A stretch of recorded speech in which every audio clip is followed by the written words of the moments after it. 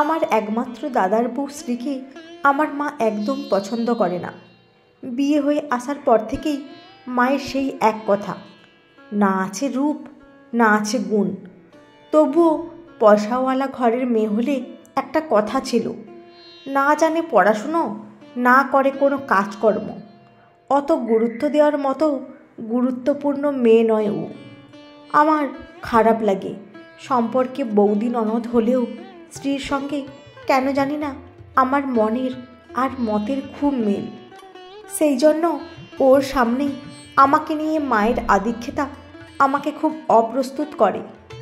দুইজনের প্রতি মায়ের এই দুই ব্যবহার খুব খারাপ লাগে আমার। মাকে অনেক বোঝানোর চেষ্টা করেছি যে দেখার মতো চোখ আর বোঝার মতন মন থাকলে বুঝতে পারবে এই সাধারণ মেয়েটার মধ্যে কত অসাধারণ গুণ লুকিয়ে আছে, কিন্তু কোনো লাভ হয়নি। আমিও বিরক্তি হয়ে হাল ছেড়ে দিয়েছি এখন। গতকাল বেলা এই 10:30 নাগাদ হঠাৎ মা ফোন করলো। আমি ফোন ধরতেই মা তাড়াতাড়ি করে বলল, এক্ষুনি চলে আয় মা, তোর বাবা বাথরুমে পড়ে গিয়ে ভীষণ চোট পেয়েছে, মনে হয় হাড় ভেঙেছে, যন্ত্রণায় ছটফট করছে, স্ত্রী বাড়িতে নেই, আমি একা ওই মানুষটাকে নিয়ে কি করি বলতো, তুই যেখানেই থাকিস এক্ষুনি আয় মা। শেষের কথাগুলো বলতে গিয়ে হাউ হাউ করে কেঁদে ফেলল। আমি চিন্তায় ছটফট করতে গিয়ে আচমকা কি ভেবে একদম ঠান্ডা হয়ে গেলাম। এক ফোঁটাও উদ্বিগ্নতা প্রকাশ না করে বললাম, কি করে পড়ে গেল বাবা? মাথা ঘুরে গিয়েছিল নাকি পিছল ছিল? বৌদিকে কতবার বলেছি রোজ একবার করে বাথরুমটা পরিষ্কার করে দিতে, তা এখন কি অবস্থা, উঠে দাঁড়াতে পারছে? মা বলল, এত কথার সময় নেই নীলা, তুই তোর গাড়িটা নিয়ে তাড়াতাড়ি আয়, মানুষটা যন্ত্রণায় ছটফট করছে, হার্টের রুগী, আমার ভয় হচ্ছে খারাপ কিছু না হয়ে যায়, তোর বাবাকে এক্ষুনি হাসপাতালে নিয়ে যেতে হবে।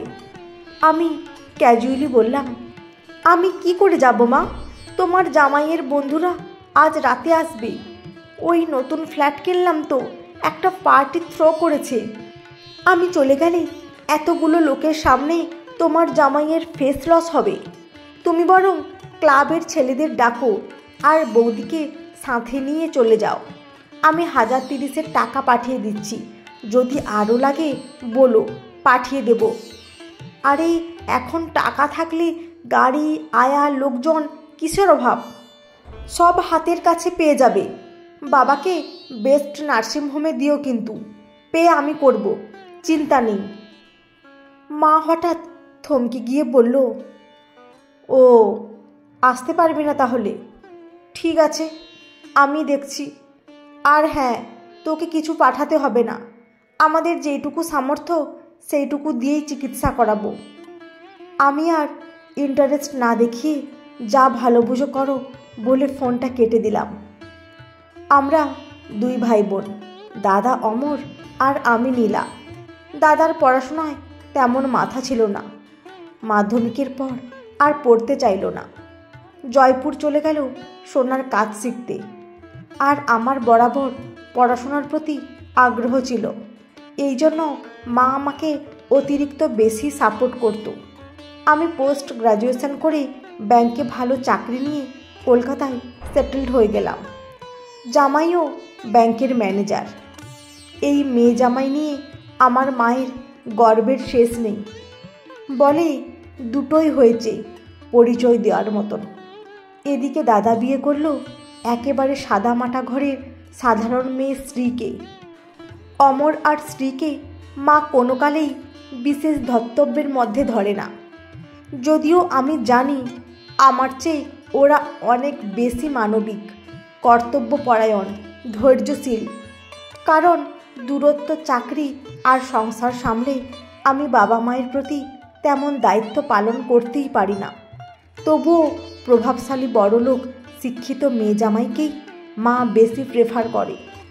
হয়তো মনে করে বাবা মায়ের অদিনে অসময়ে এই মেয়ে জামাইকেই পাশে পাবে। সারা জীবন কষ্ট করে যাওয়া দুটো মানুষকে এরা হয়তো স্বাচ্ছন্দ্য দিতে পারবে। হাসপাতালের দোতলায় ওঠার সিঁড়ির কোণে দাঁড়িয়ে লক্ষ্য করলাম ওয়েটিং রুমে শ্রী এসে মায়ের পাশে বসল। হাত ধরে বলল, চিন্তা করো না মা, বাবা এখন ভালো আছে। আর পেমেন্ট আমি আমার কাছে যা ছিল তাই দিয়ে করে দিয়েছি। যদি আর কিছু লাগে তোমার ছেলে পাঠিয়ে দেবে বলেছে। বাইরে চলো, একটু ভাত খেতে হবে তো। তোমার প্রেসারের ওষুধ গ্যাপ হয়ে যাবে না হলে। আর আমরা তো আছি, এত ভাবনা কিসের? মা হেসে ওর মাথায় হাত বুলিয়ে বলল, আমার তো তোর জন্য বেশি চিন্তা হচ্ছে রে। এই শরীরের অবস্থায় এতখানি ধকল নিলি, কিছু হবে না তো? তুই সারাদিনে কিছু মুখে দিয়েছিস? জল খাবি, চল তাড়াতাড়ি। আশ্চর্য হয়ে যাওয়া স্ত্রীকে মা আর কথা বলার সুযোগ না দিয়ে ওকে নিয়ে হাসপাতালের ক্যান্টিনের দিকে চলে গেল। খানিক পর আমিও গিয়ে আড়াল থেকে দেখলাম স্ত্রীর মুখে সযত্নে মা ভাত আর ডাল মেখে এক গ্লাস তুলে দিয়ে বলছে, খেয়ে নে। সারাদিন পেটে কিচ্ছু পড়েনি। দেখলাম মেয়েটার চোখে জল চিকচিক করছে। ভীষণ অবাক হয়ে গেছে মায়ের ব্যবহারে। গত 3 বছরে এমন করে তো কোনোদিন পাইনি। মা হেসে বলল, জানিস মেয়ে, আজ বুঝলাম টাকার স্বাদ যত মিষ্টি ততটাই তেতো। আমার মেয়েটাকে শিক্ষিত করতে পেরেছি, কিন্তু মানুষ করতে পারিনি। তাই আজ আমার পেটের মেয়ে অসময়ে কটা টাকার গরম দেখিয়ে বাবার প্রতি দায় ঝেড়ে ফেলল। অথচ তুই সবসময় পরের মেয়ের মতো ব্যবহার পেয়েও চুপ করে থাকতে পারিসনি। এই অবস্থায় এত করলি। কথায় বলে মায়ের ঋণ কখনো শোধ হয় না, কিন্তু কখনো কখনো সন্তানের ঋণও শোধ করা যায় না রে। চিন্তা কি, আমি তো আছি। এই জোরটা পর্যন্ত সে দিতে পারল না যেটা তুই আমাকে দিলি।